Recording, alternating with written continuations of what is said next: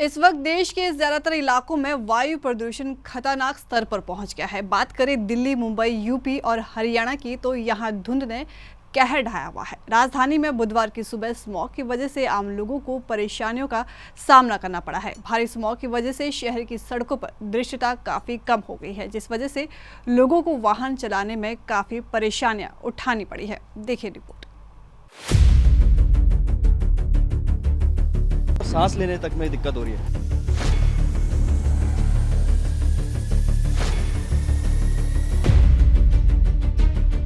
Visibility बहुत कम हो गई है और आंखों में जलन, सांस में दिक्कत तो हो ही रही है। वहीं सीजन का पहला कोहरा देखकर घर से निकले लोगों को वाहनों की हेडलाइट और पार्किंग लाइट ऑन करनी पड़ रही है। वहीं कोहरे के पीछे पश्चिमी विक्षोभ का सक्रिय होना बताया गया है। बता दें कि मौसम विज्ञानियों ने पहले ही कोहरे का अंदेशा जताया था। हवा में प्रदूषित कणों का घनत्व भी खतरनाक श्रेणी में पहुंच सकता है। हिमालय पर पश्चिमी विक्षोभ के कारण मौसम में बदलाव और हवा की गति भी कम रही। बुधवार सुबह आर्द्रता का अधिकतम प्रतिशत city.imd वेबसाइट के अनुसार 98% रहा। वहीं मुंबई की हवा भी काफी प्रदूषित हो गई है। बीते कुछ दिनों से दिल्ली की तरह मुंबई में भी रोजाना सुबह स्मॉग की चादर छाई दिखी। दोनों ही मेट्रो सिटी की वायु गुणवत्ता बेहद ही खराब दर्ज की गई। केंद्रीय प्रदूषण नियंत्रण बोर्ड के आंकड़ों के अनुसार आज सुबह 8 बजे दिल्ली में वायु गुणवत्ता सूचकांक AQI 335 था, जो बहुत खराब श्रेणी में है। वहीं मुंबई में आज सुबह AQI 119, जो कि खराब श्रेणी में आता है। मुंबई में बांद्रा डिक्लेरेशन में आज सुबह धुंध की एक मोटी चादर दिखी। मुंबई में बढ़ते प्रदूषण को देखते हुए लोगों को N95 मास्क का उपयोग करने की सलाह दी गई है। पॉल्यूशन, जैसे मैं आज सुबह निकला था 6 बजे अर्ली मॉर्निंग, मैं निकला था वसुंधरा से। जब मैंने दिल्ली एंटर किया, मेरे को महसूस हुआ जो आंखों में जो ना जलन थोड़ी सी ज़्यादा होने लग गई। मैं पहले भी कर रहा था साइकिलिंग, बट बीच में मैंने हॉल्ट किया इसी रीज़न की वजह से।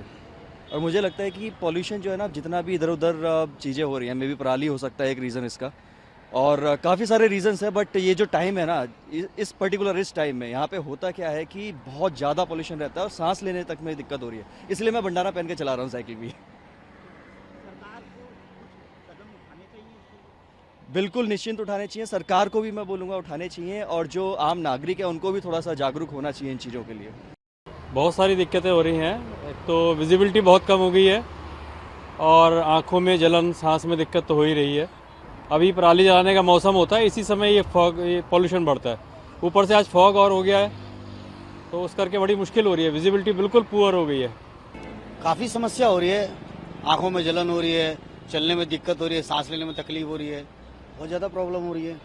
क्या करा जाए जो इससे राहत मिल सकती है? इससे गाड़ियाँ थोड़ा सा कम हो जाए, और क्या नाम है कि गवर्नमेंट को थोड़ा सा ध्यान देना पड़ेगा। वहीं बात करें हरियाणा की, तो यहाँ भी अधिकतर जिलों पंचकुला, अंबाला, करनाल, रोहतक, फरीदाबाद जैसे इलाकों में पिछले एक सप्ताह से वातावरण में प्रदूषण का स्तर बढ़ता जा रहा है। पिछले 2 दिन की बात करें तो वातावरण में मौजूद प्रदूषण ने स्मॉग का रूप ले लिया है। बुधवार को करनाल में दिन भर AQI 300 पार ही रहा, जबकि देर रात करीब 10:30 बजे 343 तक पहुँच गया। इस स्मॉग के कारण बुजुर्गों को और दमा रोगियों को काफी परेशानी हुई है। स्मॉग का असर दृश्यता पर भी पड़ा है। विशेषज्ञ की माने तो वातावरण में धूल व धूल के कणों की मात्रा बढ़ने, हवा न चलने, तापमान में कमी व बादल छाने के कारण ये स्थिति पैदा हुई है। वहीं फरीदाबाद में वायु गुणवत्ता अपने खतरनाक स्तर पर पहुंच चुकी है। आज यहां एयर क्वालिटी इंडेक्स लगभग 414 रिकॉर्ड किया गया है, जो खतरनाक श्रेणी में आता है।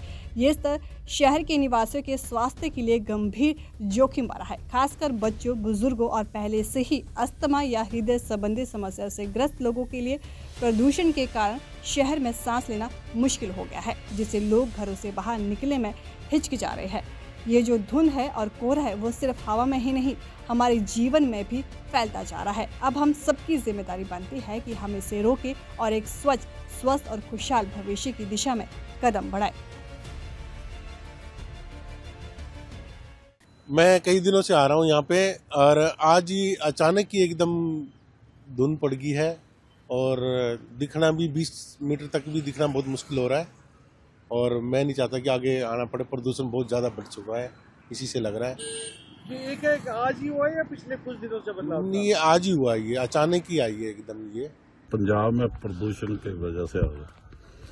पंजाब में क्यों? यहाँ शहरों का पोल्यूशन बहुत ज्यादा है। यहाँ शहरों का भी बहुत ज्यादा है, और ये चिमनी नहीं लगी कहीं भी शहरों पे, इसलिए उसका प्रदूषण बहुत ज़्यादा है। शैलरों का बहुत ज़्यादा प्रदूषण है।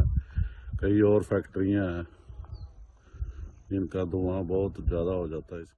देखिए, आज 15वां दिन है जब दिल्ली का AQI जो एयर क्वालिटी इंडेक्स है वेरी पुअर कैटेगरी में है।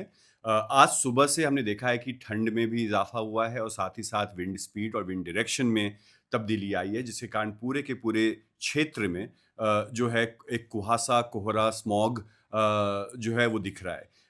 अभी अगले कुछ दिनों में जो विंड डायरेक्शन जो चेंज हुआ है, इसका इम्पैक्ट दिल्ली के ऊपर पड़ेगा। दिल्ली के बहुत सारे इलाकों में 400 से ऊपर एयर क्वालिटी इंडेक्स ऑलरेडी आज सुबह दर्ज किया गया है। बहुत ही एक गंभीर समस्या अगले हफ्ते हो सकती है अगर ये परस्यू करेगा। जो अगर टेम्परेचर अगर नीचे गिरता है और ऊपर से पंजाब और हरियाणा से जो नॉर्थ से जो विंड है वो अगर दिल्ली पहुंचती है तो इसका असर नेगेटिवली जो है एयर क्वालिटी इंडेक्स पे पड़ने वाला है। अगला 2 दिन बहुत ही निर्णायक होगा क्योंकि अभी जो है जो फैग एंड लास्ट एंड पे है लगभग फार्म फायर्स। साथ ही साथ जो हम बार बार कहते हैं कि ये मेट्रोलॉजिकल कंडीशन एक चीज़ है जिसके कारण हमें ऐसी स्थिति देखने को मिलती है और उसके कारण जो है दिल्ली की जो अपने सोर्सेस ऑफ पोल्यूशन है, जो ऑलमोस्ट 50% जो पोल्यूशन है वो व्हीकुलर पोल्यूशन है और बाकी जो डस्ट और ओपन बर्निंग ऑफ गार्बेज है, तो इसका निजात जो है अगले कुछ हफ्तों तक नहीं मिलने वाला है क्योंकि दिल्ली ने पिछले 1 साल से, पिछले अनेक सालों से कोई ठोस, एक सिलसिलेवार, एक कॉम्प्रिहेंसिव स्टेप जो है एयर पोल्यूशन की तरफ नहीं उठाया है। देखिए, हो सकता है कि जो हवा की रफ्तार तेज हुई है, कुछ हो सकता है कि बारिश की भी संभावना है। बारिश की संभावना से क्षणिक जो है एक टेम्पररी रिलीफ जो है एयर क्वालिटी को मिलेगा, लेकिन उससे हमें उत्साहित होने की आवश्यकता नहीं है क्योंकि उसके बाद जो है ठंड में इजाफा होगा और उसके कारण जो है एयर क्वालिटी इंडेक्स जो है वो और ज़्यादा डिप कर सकता है। तो बारिश के कारण थोड़ी सी राहत जो है, क्षणिक राहत जो है, चाहे वो 1 दिन या 2 दिन या 3 दिन का मिल सकता है, लेकिन इसके बाद जो विंटर का जो आगमन है वो तेज गति से पकड़ रहा है और उसका इम्पैक्ट एयर क्वालिटी इंडेक्स पे पड़ने वाला है।